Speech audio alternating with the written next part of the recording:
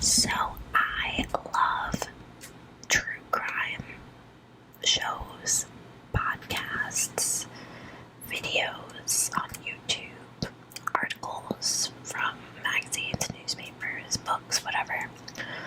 But my favorite way to consume true crime stories, besides the Vanished podcast, which is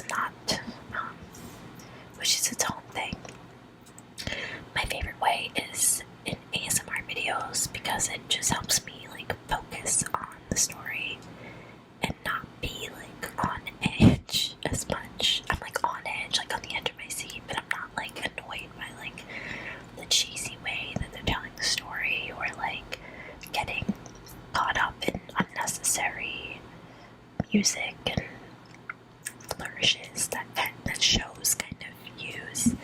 I think ASMR just kind of is the most bone chilling but still pure way to hear these stories. I just really enjoy it, and it sounds so weird. It's how can you be relaxed when you're hearing about people getting hurt, killed, going missing, etc. But if you're watching this video, I'm assuming that you get it too.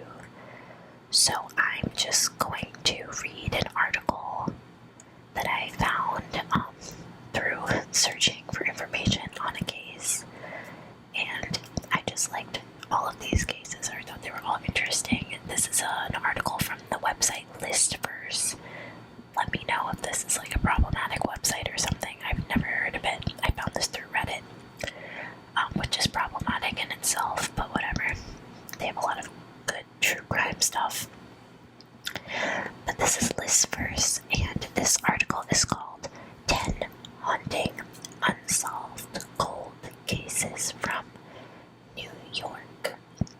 Now, if you watch my channel, you know I'm from New York City, and we don't get the amount of crime that you would think we do. I mean, little things happen constantly, but big, creepy things don't happen as much as they should for the amount of people that we have here.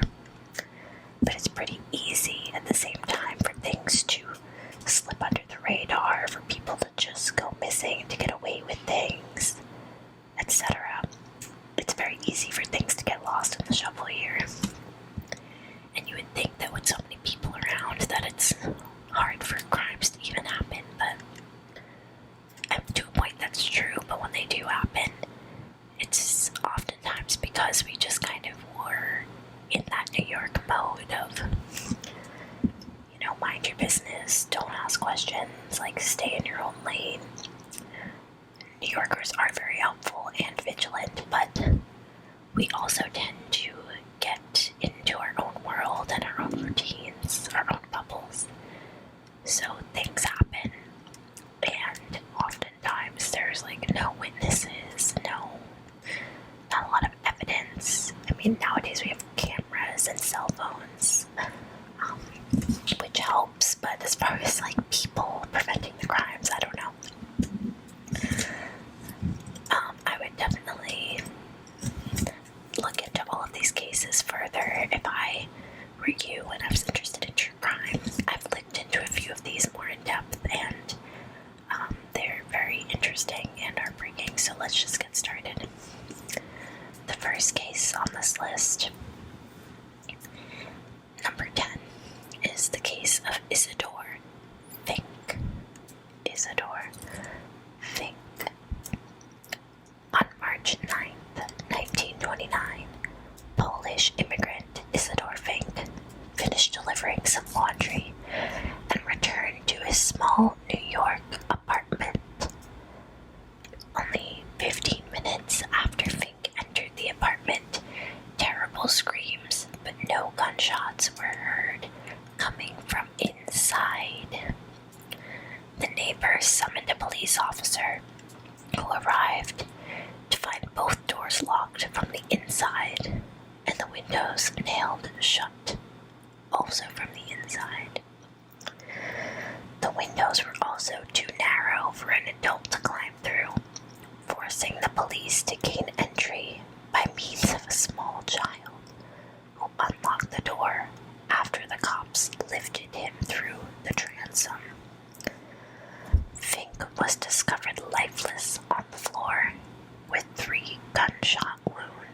to his chest and wrist. I'm assuming he put his hand up like that to block the gun. A search of the apartment failed to turn up a weapon. The only fingerprints belonged to the victim. Fink's money had not been stolen, and it would have been impossible for an intruder to lock the doors from the inside after leaving the apartment. But suicide also seemed impossible, since there was no obvious way for Fink to dispose of the weapon after he had shot himself. And why would he shoot himself that many times? And whatever. It's also unclear why a suicidal Fink would have shot himself in the wrist and chest. Usually do it in the head or once on the chest, something. Not to make light of this is terrible. Increasingly puzzled, the cops went over the apartment in search of a hidden door or secret entrance. They found none. As a classic case of a seemingly impossible crime, Fink's murder has attracted considerable attention over the years. Crime buffs have suggested that a killer might have been able to bolt the door from the inside using a piece of string. But it's not clear why anyone would develop such an elaborate plot to kill an ordinary laundry owner. Additionally, the neighbors called the police officer immediately after hearing screams, leaving a very narrow time for the killer to escape. A very narrow time frame. After all these years, the crime remains unsolved. That is scary and weird, and I have no explanation that I can think of. It's probably something pretty, once you know the explanation, I'm sure it's oh, okay, but it is so creepy as it stands because we can't figure out who did it and how. Okay, I've got to look into that one more. Alright, then number 9 is the case of Anthony Urcioli.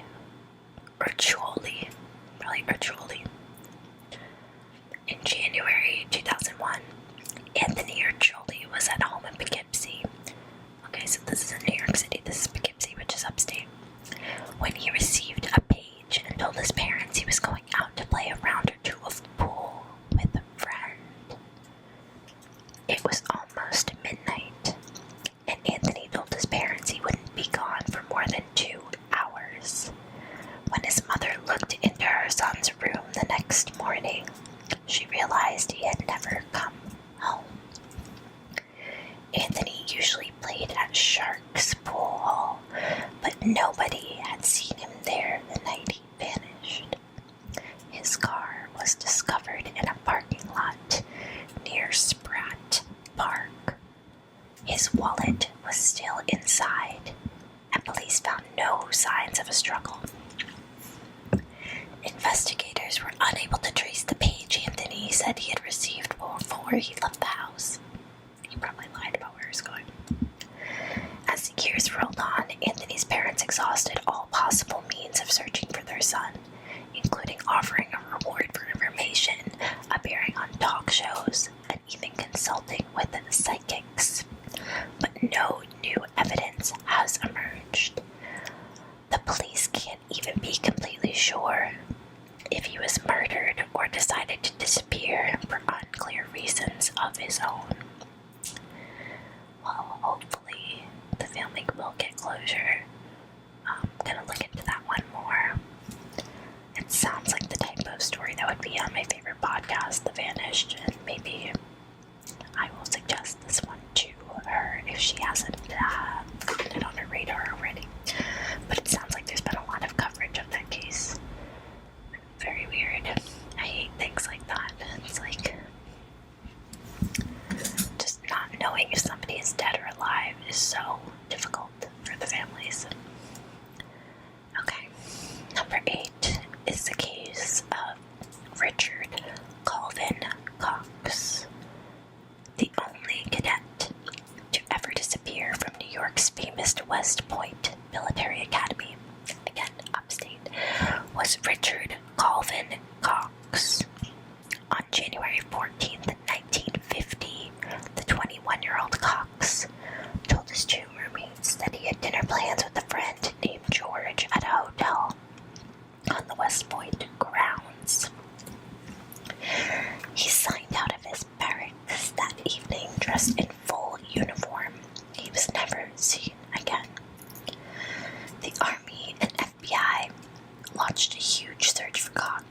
failed to solve the mystery. This allowed a number of wild theories to emerge, including suggestions that he had been kidnapped by the Soviets or joined the CIA. The case hinged on the mysterious figure of George. Apparently, George and Cox had met while stationed in Germany and become good friends. When George pitched up in person at West Point, Cox appeared surprised and upset. This led investigators to speculate that Cox had been murdered because he knew about some shady dealings in Germany, perhaps including the unsolved murder of a pregnant woman. Whoa, okay, I gotta look into this more. Another theory emerged after investigators discovered that Cox was unhappy at West Point and had been in homosexual relationships in the past. In this version of events, Cox and George were lovers and decided to abscond together. It's very possible. It's probably what happened. A variation of this theory is supported by Marshall Jacobs, a hobbyist researcher who compiled an extensive collection on the case. According to Jacobs, police investigating a murderer named Robert Frisbee received an anonymous tip that he was involved in Cox's disappearance. Frisbee was stationed at West Point at the same time as Cox, and matched the description of George. He was also known to sell forged IDs. Jacobs suspects that Cox bought a new identity from Frisbee and disappeared to start a new life. Neither of the men have ever been found. Yeah, I mean, it's probably something like he wanted to escape the military because he was gay or just didn't want to be in it, something like that. In 1950, I think it was easier to kind of escape. I mean, you'd be surprised. We all are surprised at how easy it is for someone to go missing nowadays still, but I mean, back then, it was much more impossible.